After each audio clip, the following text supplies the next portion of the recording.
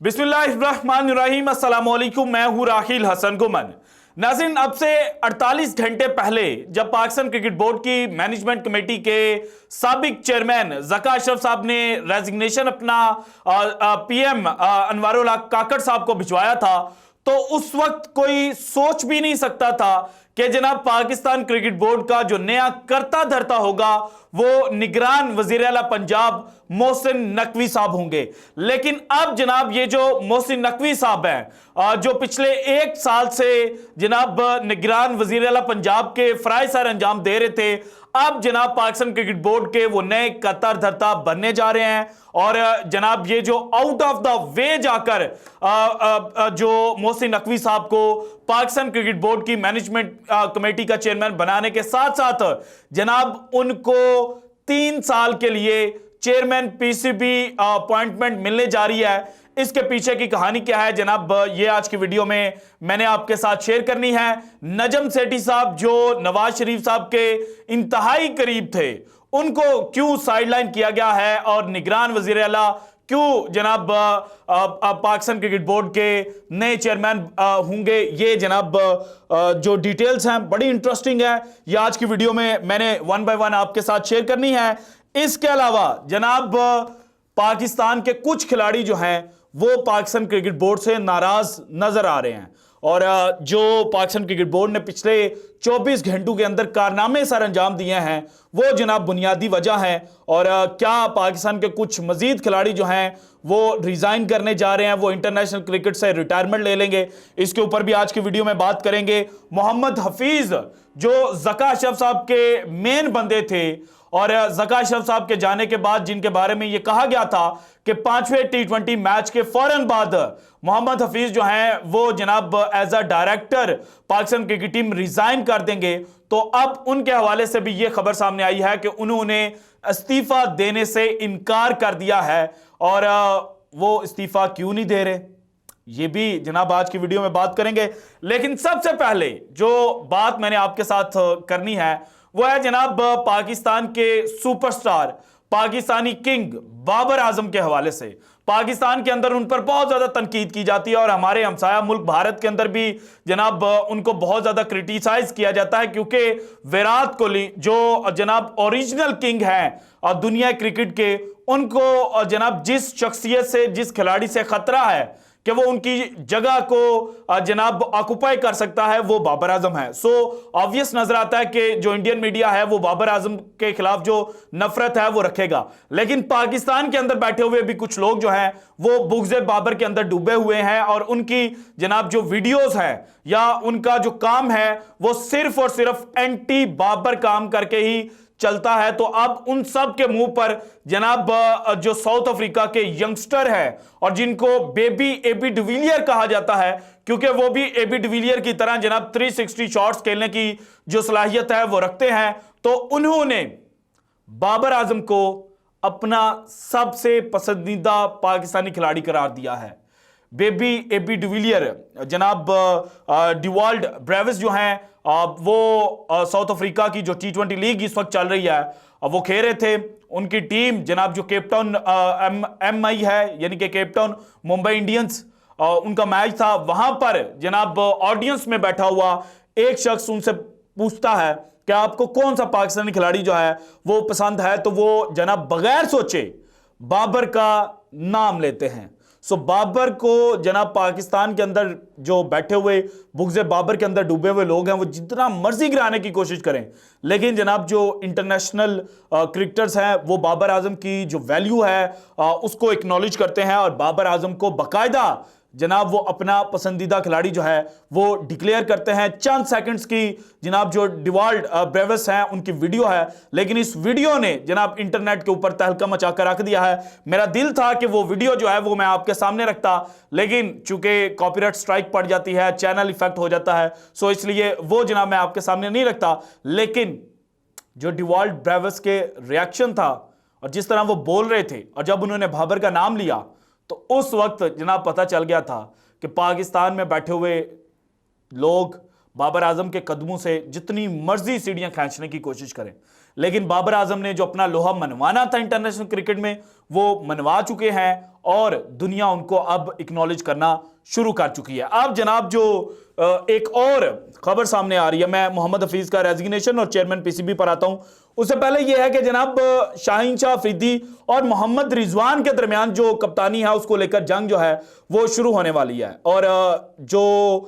कप्तानी की जंग है वो T20 क्रिकेट के हवाले से नहीं है, बल्कि वो ओडीआई क्रिकेट के हवाले से है। कुछ जो क्रिकेट पंडित हैं वो ये कह रहे हैं कि जिस तरह से शाहीन शाह अफरीदी फेल हुए हैं जनाब पहले 5 T20 मैचेस के अंदर, और पहले 4 में तो बिल्कुल फेल हुए, 5वें में जनाब अपनी बॉलिंग और कुछ चेंजेस जो उन्होंने की बॉलिंग लाइनअप के अंदर उसकी वजह से पाकिस्तान को कामयाबी मिली। लेकिन इसको ओवरऑल काउंट किया जाएगा कि 5 में से 4 मैचेस जो है वो पाकिस्तान हारा है। और अब चूंकि जनाब T20 सीरीज खत्म, पीएसएल के बाद जनाब पाकिस्तान कुछ मैचेस जो है वो न्यूजीलैंड के साथ, कुछ मैचेस से मुराद 5 मैचेस, उसके अलावा 3 मैचेस आयरलैंड से खेलेगा और 4 मैचेस पाकिस्तान ने जनाब इंग्लैंड जो है उसके साथ खेलने हैं। और उसके बाद T20 वर्ल्ड कप पाकिस्तान ने खेलना है और T20 वर्ल्ड कप के बाद पाकिस्तान जो है वो ओडीआई क्रिकेट खेलने की जानिब जाएगा। सो जनाब अगर शाहीन शाह अफरीदी को नई मैनेजमेंट आकर T20 की कप्तानी से हटाती है तो फिर रिजवान जो हैं वो ना सिर्फ T20 की कप्तानी जनाब उनको मिलेगी, बल्कि जो ओडीआई क्रिकेट है उसकी भी कप्तानी उनको मिल जाएगी। और अगर नई मैनेजमेंट जो आ रही है ये जनाब शाहीन को नहीं हटाती तो फिर भी जो ओडीआई की कप्तानी है वो शाहीन को नहीं मिलेगी, वो रिजवान के खाते में जाती हुई नजर आ रही है, क्योंकि ओडीआई क्रिकेट में रिजवान बेहतर परफॉर्म करते रहे हैं पिछले जनाब 1 साल में। सो जो ओडीआई क्रिकेट की कप्तानी है उसको लेकर जनाब जो क्रिकेट पंडित हैं वो ये कह रहे हैं कि जनाब रिजवान और शाहीन जो हैं वो एक दूसरे के आमने सामने आकर खड़े होने वाले हैं। अब आते हैं जनाब जो आउट ऑफ द वे जाकर अपॉइंटमेंट हुई है। सबसे पहले आपको बता दूं कि नजम सेठी साहब जब 2013 में चेयरमैन पीसीबी बने थे तो उससे पहले नजम सेठी साहब भी वजीर आला पंजाब अपॉइंट किए गए थे, निगरान वजीर आला। और नजम सेठी साहब के ऊपर बहुत ज्यादा एलिगेशन जो हैं वो लगे थे। पाकिस्तान के साबिक वजीर आजम इमरान खान साहब जो हैं उन्होंने 35 पंक्चर का भी जो इल्जाम है वो आयद किया था। और अब भी जो पॉलिटिकल सिनेरियो डेवलप हुआ है पिछले 1-1.5 साल के अंदर, तो उसके दौरान जो मेहरबानियां निगरान वजीर आला मोहसिन नकवी साहब ने PMLN के ऊपर की हैं, क्योंकि जब मोहसिन नकवी साहब अपॉइंट किए जा रहे थे तो उस वक्त जो खबरें सामने आई थी वो ये थी कि ये पीपल्स पार्टी के इंतहाई करीब हैं और जरदारी साहब इनको अपना बेटा भी कहते हैं। लेकिन बाद में चीज़ें जिस तरह से टर्न हुई और मोहसिन नकवी साहब ने जिस तरह से जनाब हेल्प आउट किया जनाब PMLN को, जानते हुए या नासमझी में, डायरेक्टली और इनडायरेक्टली, आप कुछ भी कह सकते हैं, लेकिन उनके नाम के साथ ये चीज अब लिंक्ड अप हो चुकी है कि उन्होंने PMLN के ऊपर मेहरबानियां की हैं। और अब चूंकि 8 फरवरी को पाकिस्तान के अंदर इलेक्शन हो जाने हैं और उसके बाद जनाब जो निगरान हैं वो तो घर चले जाएंगे, तो फिर जनाब जो मेहरबानियां PMLN के ऊपर की गई हैं उसकी वजह से मोहसिन नकवी साहब को इस वक्त जनाब जो अपॉइंट है वो किया जा रहा है पाकिस्तान क्रिकेट बोर्ड की मैनेजमेंट कमेटी में। सबसे पहले इनको शामिल किया जाएगा, उसके बाद बोर्ड ऑफ गवर्नर्स में, और वहां पर फिर जनाब जो एक्चुअल इलेक्शन होगा चेयरमैन पीसीबी के लिए, वहां पर जो ग्रुप नजम सेठी साहब का था वो सपोर्ट करेगा जनाब मोहसिन नकवी साहब को, और मोहसिन नकवी साहब बाकायदा पाकिस्तान क्रिकेट बोर्ड के चेयरमैन बन जाएंगे। और अगर 8 फरवरी के इलेक्शंस में PMLN या पीपल्स पार्टी हुकूमत बनाने में नाकाम रहते हैं तो फिर अगेन चीजें टर्न होंगी और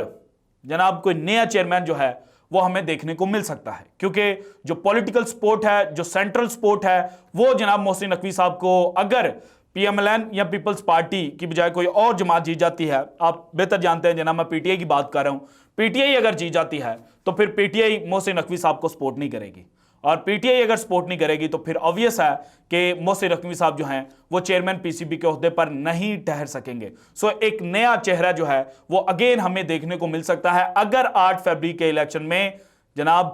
पॉलिटिकल सिनेरियो में PTI जो है वो पूरी दुनिया को सरप्राइज देते हुए जो कुछ उनके साथ किया जा रहा है, इसके बावजूद जनाब वो पावर के अंदर आ जाते हैं। तो अब जनाब यहां पर एक और बात बड़ी इंटरेस्टिंग है। जब ज़का अशरफ साहब ने रिजाइन किया था ना, उस वक्त 3 नाम लिए जा रहे थे। एक रामदे साहब का था, एक नजम सेठी साहब का था और एक मोइन खान का था। और जनाब नजम सेठी साहब का जो ग्रुप था वो जो रामदे साहब हैं उनको एक्चुअली सपोर्ट करता हुआ नजर आ रहा था। और जब चेयरमैन पीसीबी के इलेक्शन होने थे तो उसमें भी रामदे साहब अपोज कर रहे थे जनाब जो ज़का अशरफ साहब हैं। सो जनाब ज़का अशरफ साहब को ये नज़र आ रहा था कि रामदे साहब ने अपॉइंट हो जाना है और मैंने मैनेजमेंट कमेटी के चेयरमैन होते हुए भी जनाब जो चेयरमैन पीसीबी की चेयर है उसको हासिल नहीं कर पाना। सो उन्होंने रिज़ाइन किया था। और अब चूंकि जो बात मैंने पहले आपके साथ शेयर की कि जो पॉलिटिकल हैपनिंग हमारे मुल्क के अंदर हो रही है उसकी वजह से जो मोहसिन नकवी साहब हैं उनको अपॉइंट किया गया है। और अब चूंकि मोहसिन नकवी साहब अपॉइंट हुए हैं तो मोहसिन नकवी साहब की जो निगरान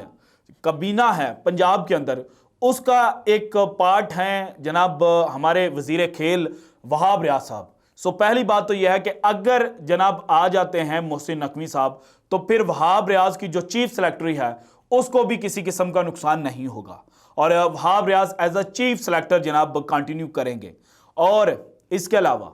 मोहम्मद हफीज जनाब वो भी ये सोच रहे हैं कि उनकी जो चीज़ें हैं वो कहीं ना कहीं जो मोहसिन नकवी या जो नई मैनेजमेंट अब आ रही है उसके साथ लिंक्ड अप हो जाएं, उनके साथ जनाब ये